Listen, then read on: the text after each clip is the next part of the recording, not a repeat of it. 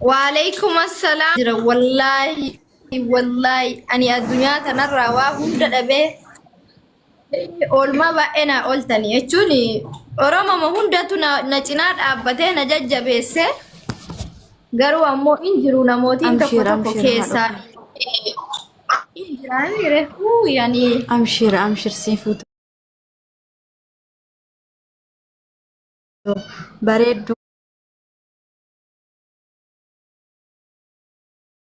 دا إساني يتوكن جالت قالوا wanta tokkotu jira amma naa Saudiisa baay'ee isin jaalladha maaliif wallahi laazim oolmaa guddaa na biraa qabdani so inaa sau keessan baay'ee galatooma jechuudha malee afaan naan Wallahi bareedduu tolullee baay'een an akka mataa kootitti wallahi baay'ee kana si jaaladha baxaam kana si jaaladha nama si qixxeessan hin qabu wallahi feemasoota gastii kana gubbarraa jechuudha garuu akkasumaan ijoollee keetillee baay'een jaaladha wallahi rabbi ija kiyyarraayyuu jaraa hambisu dhugaa feesbuuk habib irrattis dhiima irrattis suuraa jara fayyadamaa ture. lubbuu lakki ija takkaanu wanni oromoon hundi isiitu ilmoo kiyya ija hin taane ni ilaaltu wallahi laazim ani jechuun ani harargeellee nin jaaladha na cinaa dhaabbatu jimmallee shawallee oromoo hundi kutaa kudha takka hundinuu ana mataa irratti na baadhatanii namni ija hamaan na laalu hin jiru garuu hin jira miiree bakka keessaan hin jira ijoolleen sikkoo mandoo keessaan faa dhufanii warra na jajjabeessanii bakka waan hundaanuu na gorsanii na wajjin boohanutu jirani beektu keessatti ijoolleen arsii baxaamii tokkotti naa galatooma malee nama adda baasuu miti ishee.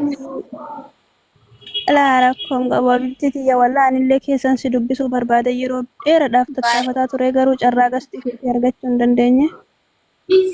Amma boodaan adeemee keessan si dubbisa jechuudha. Baalee ummaa ijoollee sikkoo mandoo jedhu jira bar maal taatan lubbuudhaan tiyya ani oromoo kutaa 11 hunda wallaahi ka rabbiin natti argu ani bagan oromoo ta'e naatee tumut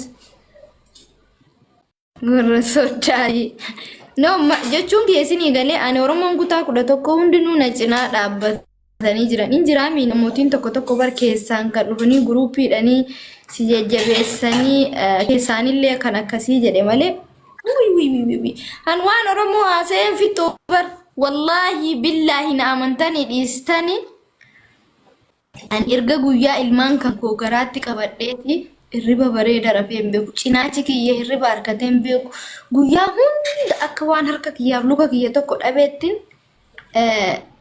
innan cinqama bakka nan boreera ijoollee kanallee erga argadhee cinqamaa tanan ture taliji tokko naan kenni tudeen bakka nan fudha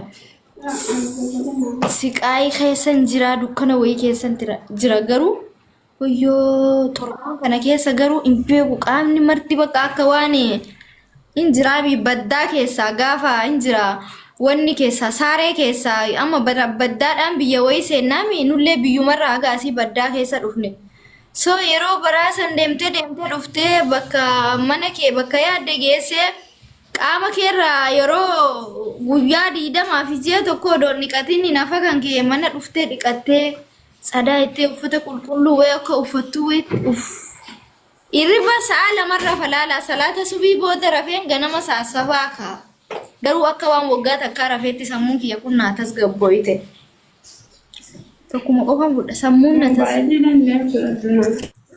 sammuun na tasgabbooyite nyaanni nyaadhullee sifanaa ta'a ijoollee beekwaan wallaalle baay'ee isinitti abdiin at tortan jechuudha. Amanoon koo dhufe. Namichi kun afaan kootii badaan jiru akkaman taayaa jamaa. Abshir mundaanoo fuuteenya wallahi dhiphatini sa'atii sa'a 20 gammachuu malee gadda kee arguun feenu nutillee beektaa baay'ee si wajji dhiphannaa yerootti dhiphattoon akka mataa koo wallahi baay'een si wajji dhiphadha jechuudha. Hundaafuu rakkoo nama rakkate argaa hundaafuu obsuu si gaafata beektaa obsi hundaafuu jechuudha abshira izoo Koppilinkii godhaafi Hundi keessan koppilinkii godhaafi. Koppilinkii I love you maraafuu sin jaladha Oromoo kutaa kudha tokko hunda keessanuu sin jaladha. Warri waankisaa qabdan waa ol darbadhaa. Anillee keessan Si fuuteenna wanti hundinuu darbaa. Wanti si xinqillee. Mayyaadinii bareeddu teennaa. Haadhaloota abbaa feeti caaltaa bakka feeti itti mul'attaa inshaallah. Abshiirii si baana jirraa si wajji jirraa siin jechuu barbaanna. Jabduun akka keetiyyuu tokkummaan argamu. Abshiirii siin jenna yoomillee siin jaallanna. Ati yoomuu nuuf fakkeenyas nuuf warqiidha. Beekamtuu namaa. Wallaahi hedduu si jaallanna. Kan barnoota hin qabaanillee sirraa barnoota fudhachuu qaba. Hedduu baay'ee nuti toltaa hedduu si jaallanna. Eenyuyyuu wanti jedhus dantaa hin qabaatin. Yaani sammuu kan kee gara fuulduraatti badhisi yoo of hin dhiphisin. Riskiin harka Rabbi jira. Inshaallah ilmaan kan kee hin guddatanii homaa yaadini bareeddu teennaa sin jenna. Ara rakkoon qabu waan isin qabaataa maallabe Rabbii gaditti. Isiniif taliijii kanaa kan qabutti sammuun kiyya tasgabbooytuudha. Taliijii kana baay'ee tokko yoo qaamni na waye yoo isa nyaadhu onneen kiyya kun hafuura godhatti. Garuu bareedaa miti taliijii. Nama goskaidhaan.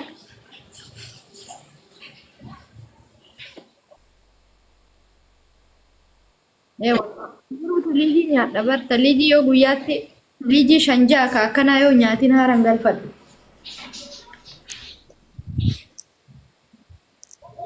Assalamu alaikum. Assalamu Waalaikum warahmatullahi wabarakatuh.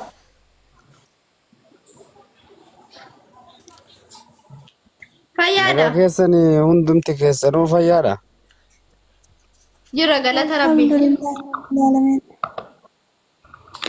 Baga jiraattan sanyiiwwan kan akka meesiifuu nagaati. Nagaa qaba wallahi alhamdulillah. Baga jiraatte baga nagaa qabaatte. Guutaa fi laayif goolii guutaa fi niitoorkii qabutti jira. Maalle sima hordofaa jirra zamoona kana beektaa jalaa dhossila alla garuu nu galcheenna baay'ee nu galchitu.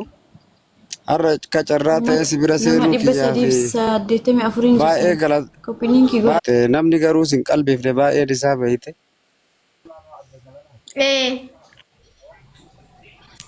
Namni na duraa baduu didee namni wayii kun maana dhufaa wanni akkasii godhu maa inni beektaa? Maini.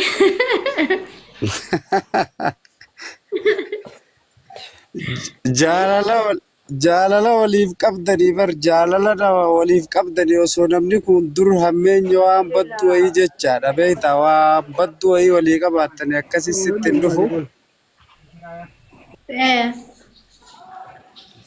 Almuhim isallee rabbi haa qajeelchu ilmaan ofiillee isaallee rabbi haa beeksisu rabbi olii isin haa deebisu siin jedhaani wanti guddaan beektaa keerimaa fi wanni martuyyuu. Wallah. Jettee dhiisuu qabdaati ammoo amaaniin ammallee taanaan jecha amaaniin jaalala guddaa akka itti qabduuf ni beeka fuula keetirraa nan mul'ata beekta. Jetteere.